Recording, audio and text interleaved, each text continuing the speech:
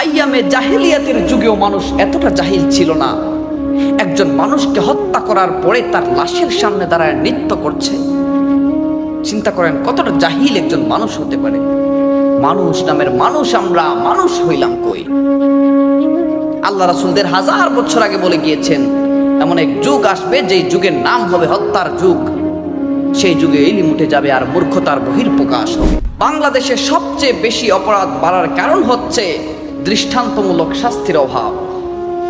সেই জুলাই আন্দোলনের পর থেকে আমরা দেখছি একের পর এক লোমহর্ষক ঘটনা ঘটে যাচ্ছে।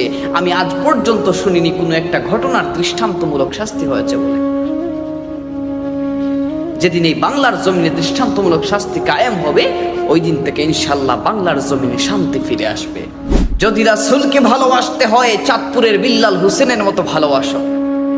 আল্লাহর রাসূলকে নিয়ে কটূক্তি করা তো অনেক দূরের কথা, হয়তো বোঝানোর স্বার্থে মসজিদের খতিব আল্লাহর রাসূলকে পিয়নের সাথে তুলনা করেছিলেন বলে ওই বিল্লাল হোসেন চাপাতি দিয়ে ইমাম সাহেবকে মসজিদের ভিতরেই জখম করে ফেলেছে।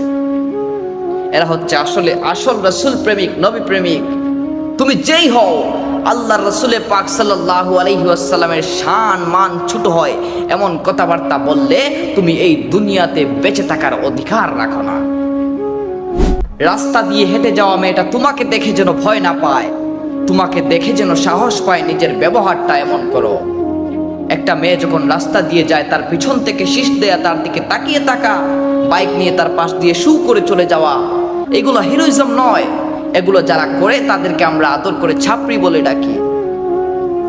একটা মেয়ে যখন রাস্তা দিয়ে যায়, সে যখন তার ভাইকে রাস্তায় দাঁড়িয়ে থাকতে দেখে, তখন ওই মেয়েটা যতটা সাহস অনুভব করে, তোমাকে দেখে যদি সে ততটা সাহস অনুভব করে, এইটা হচ্ছে আসল হিরোইজম।